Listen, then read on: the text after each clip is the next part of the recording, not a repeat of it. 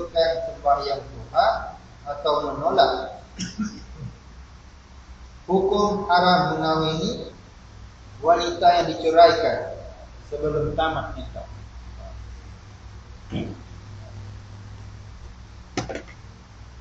Jadi kalau seorang itu dia tolak hukum syariat menganjurkan sembahyang duha, memang kali itu Nabi kita ni dia menganjurkan supaya kita sembahyang duha. Sembahyang duha supaya tak tinggal duha.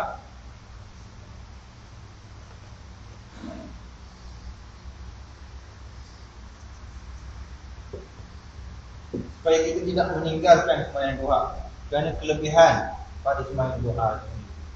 Orang yang sentiasa mengamalkan sembahyang duha ni diberkati oleh Allah Subhanahu Wa Taala dan dimurahkan rezeki. Kerana kalau lihat doa dia, doa pada sembahyang duha tu, Allahumma inna duha'u duha'uk wa baha'u baha'uk wa in kanat ar-rizqu fis sama', jika sekiranya rezeki itu di langit, fa'anzil, maka turunkanlah rezeki itu kepada kami. Wa in kanat ar-rizqu fil ard fa'akhrijhu, jika sekiranya rezeki itu berada di dalam tanah, di bumi, maka keluarkanlah kepada kami. Allahumma rzuqna, wahai Tuhanku, berikanlah kepada kami rizqan halalan thayyiban, rezeki yang halal dan baik, mubarakan fi, dan diberkati. Itu doa yang bagi mereka yang sembahyang duha. Jadi doa itu meminta supaya kita ini dimurahkan rezeki oleh Allah Subhanahu Wa Taala. Oleh yang demikian, kalau kita lihat orang yang sentiasa mengamalkan solat duha ni, insya-Allah dia memang rezeki dia akan sentiasa ada dan diberkati oleh Allah Subhanahu Wa Taala. Kemudian bagi mereka yang mengatakan haram mengawini wanita yang diceraikan sebelum tamat iddah, orang yang menolak hukum ni, menolak hukum. Sebab orang perempuan ni kalau kita nak kahwin, mestilah kalau perempuan tu dia telah diceraikan, mestilah tunggu dia habis iddah dulu baru boleh kahwin. Kalau tak habis iddah lagi, kita masuk dah minta nak kahwin, tak boleh. Kerana pada ketika itu haram bagi perempuan itu berkahwin. Jadi kalau orang tak tahu tidak menjadi masalah, tidak dikawinkan sebagai murtad. Kemudian melakukan sesuatu perbuatan yang hanya dilakukan oleh orang kafir, contohnya sujud kepada berhala atau melakukan ibadah seperti ibadah orang kafir. Okay. Kalau seseorang itu melakukan ibadah seperti orang kafir, contohnya di tokong, ikut orang kafir itu buat. Kemudian antaranya sembah berhala. Buat patung Buddha tu, tong merah tu, gigi nampak warna rasa tak rasa tu. Dia semua tak pun juga. Jadi pada ketika itu boleh menyebabkan seseorang itu dikategorikan sebagai murtad. Demikian juga melakukan suatu perbuatan yang bercanggah dengan penganjuran agama Islam, seperti sengaja mencampakkan Al-Quran ke tempat najis. Ini orang yang tidak memahami agama dan tidak menghormati kepada Al-Quran, sehingga kan sanggup maknanya mencampakkan Al-Quran ini dalam tong najis ataupun koyak-koyak Al-Quran. Kemudian dia tidak menghormati, maknanya menghina Al-Quran. Jadi kalau perbuatan tersebut dilakukan oleh orang yang tahu, bahawa Al-Quran ini adalah mukjizat daripada Allah Subhanahu Wa Taala dan menjadi petunjuk kepada umat Islam, maka pada ketika itu orang itu boleh tergolong di kalangan orang yang murtad.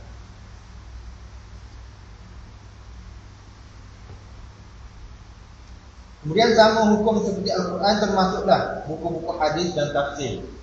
Begitu juga dengan buku-buku hadis. Orang yang hina buku hadis Arba'in An-Nawawiyah ke, hadis 40 ke, adik berdegani dia menghina ataupun tafsir-tafsir, macam-macam tafsir dia menghina tafsir, mengatakan tafsir ni adalah ciptaan manusia atau sebagainya.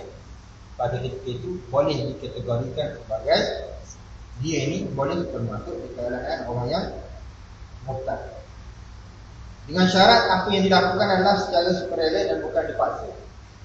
Jadi setiap amalan dalam Islam ni kalau dipaksa, bermakna pada ketika itu dia dimaafkan. Maknanya dia melakukan perbuatan ini secara sukarela, tidak dipaksa. Kalau dipaksa, maksudnya sudah pasti dia tidak dikategorikan dalam berdosa dan tidak dikategorikan dalam hukum murtad.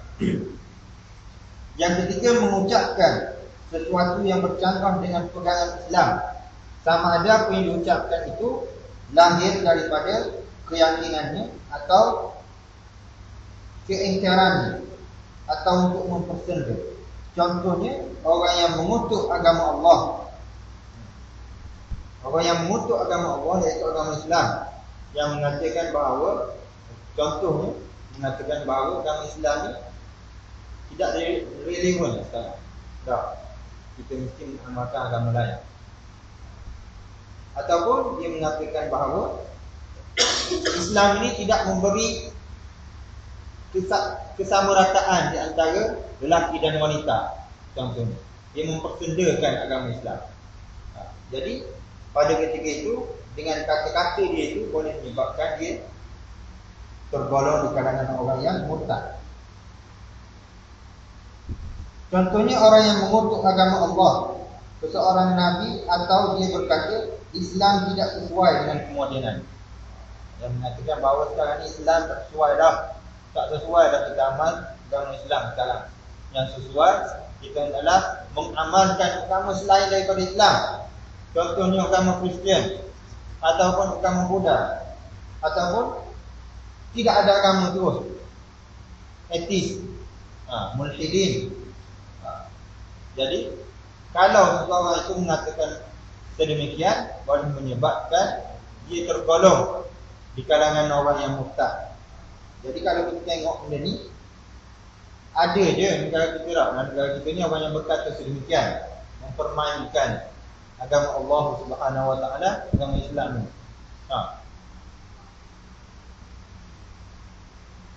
Contohnya dia mengata penciptaan alam ini tidak wujud, ataupun dia mengatakan manusia ni dicipta asalnya daripada kera. Macam teori Darwin mengatakan asal manusia ni daripada bulu kera, kemudian berubah-ubah jadi manusia, dia mati semua. Kera kan dia masuk dalam itu. Lepas tu tukar jadi dia mati. Comel. Jadi bila dia mengatakan teori-teori sedemikian, boleh menyebabkan seseorang itu murtad. Kemudian ada yang mengatakan contohnya zakat tidak perlu dalam masyarakat sosialis. Zakat tidak perlu. Orang yang menyatakan sedemikian boleh menyebabkan termasuk ataupun tergolong di kalangan orang yang murtad. Atau mewajibkan wanita berhijab adalah kolon. Maknanya dia menghina orang yang berhijab, orang yang memakai tudung menutup aurat ni, kolon. Zaman moden mana jawab mana ada orang pakai tudung tau. Orang tak pakai tudung dalam zaman moden ni. Jadi kalau orang yang menghina sedemikian, mengata sedemikian, boleh menyebabkan dia itu murtad, terkeluar daripada agama Islam, kerana dia menghina syariat yang telah ditetapkan di dalam agama Islam. Menutup aurat adalah wajib bagi umat Islam, sama ada lelaki atau wanita. Jadi kita orang lelaki, maksudnya kita jangan nampak orang puan je. Orang puan je, nampak orang puan ni biasanya orang bila sebut pasal orang puan lah. Orang puan nampak pakai baju seolah-olah bertelanjang dah, pakai kembang gantung ke, ataupun pakai tudung cerak macam tak pakai tudung. Kita tak tengok kesalahan kita. Orang lelaki pakai seluar pendek. Seluar pendek tidak menutup aurat. Jadi kalau kita ataupun seorang itu mengatakan bahawa orang lelaki ni tak apa pakai seluar pendek pun, nah, dia mengatakan tak apa. Maksudnya orang lelaki tak apalah, tak tutup aurat, tak salah bagi orang lelaki. Ingat, perkataan sedemikian boleh menyebabkan seseorang itu tergolong di kalangan orang yang murtad kerana dia menolak syariat Allah Subhanahu wa taala. Semua ucapan ini boleh menyebabkan kemurtadan tanpa mengira, sama ada ia disebabkan oleh keyakinan atau kemarahan atau keingkaran. Ramai yang mengutuk agama atau mengutuk Allah Subhanahu wa taala dalam keadaan marah. Bila marah dia mengutuk, mengatakan Allah Subhanahu wa taala ni tak adil, ikut kepada aku musibah dan sebagainya. Secara tak sedar langsung dia telah melakukan amalan ataupun perbuatan ataupun perkataan yang boleh menyebabkan dia ni tergolong di kalangan orang yang murtad. Bertengkar atau mempersendakan agama Allah, sama ada semata-mata untuk menjadi bahan ketawa, main-main atau mengejek. Kerana dia dua-dua orang pun ada perkataan-perkataan yang boleh menyebabkan dia terkeluar daripada agama Islam. Jadi kita sebagai umat Islam ni kita hendaklah berhati-hati dalam perkataan kita. Nak gurau pun jangan sampai kita bergurau perkara-perkara yang boleh menyebabkan kita ni terkeluar daripada agama Islam. Contohnya seseorang berkata kepada rakan yang menasihati, esok kalau kau masih tiga, tutup pintu, jangan benarkan saya masuk. Contohnya dia dua-dua kali belum masuk tiga lagi. Kalau ni marahkan anak aku, jadi masuk lagi juga, duduk habis tu nak habis tu juga, tak boleh masuk. Main-main bergurau gitu kan. Jangan perkara sedemikian, perkataan sedemikian boleh menyebabkan kita ni tergolong di kalangan golongan orang yang murtad, terkeluar daripada agama Allah SWT. Ataupun ada orang yang mengatakan ambil api neraka, buat panah dan tengok panah api neraka, panah minyak, buat orang pupuk lekor contohnya. Jadi orang yang mempermainkan perkara yang berkaitan dengan al-ghaibiyat, walaupun benda itu tak terlihat dengan mata, tapi kita wajib beriman dengan al-ghaibiyat, perkara yang gaib, beriman kepada perkara yang gaib, hari kiamat dan sebagainya. Jadi kita kalau kita mengingkari perkara ghaibiyat, perkara yang gaib ni, jin ke, perkara yang tak dapat dilihat dengan mata, hari api neraka, syurga, hari kiamat, mahsyar dan sebagainya, dosa dan pahala, kita akan tergolong di kalangan orang yang terkeluar daripada agama Allah Subhanahu wa taala. Jadi sebagai seorang yang beriman kepada Allah Subhanahu wa taala dan kita ini sebagai orang yang mengaku Islam dan diberi nikmat Islam, kita taklah berhati-hati dalam segala bentuk perbuatan, perkataan dan juga tingkah laku kita, supaya kita tidak tergolong di kalangan orang yang murtad dan orang yang diberi kecelakaan oleh Allah Subhanahu wa taala. Jadi sekadar itu dulu untuk tazkirah pada malam ini. InsyaAllah kita akan sambung pada minggu hadapan, jika sekiranya Allah Subhanahu wa taala masih lagi diberi kepada kita, diberi panjang umur kepada kita, insyaAllah kita akan bertemu lagi pada minggu hadapan. Yang baik daripada Allah Subhanahu wa taala dan yang kurang daripada diri saya sendiri. Aku berkata wa astaghfirullah al-azim wa lakum. Assalamualaikum.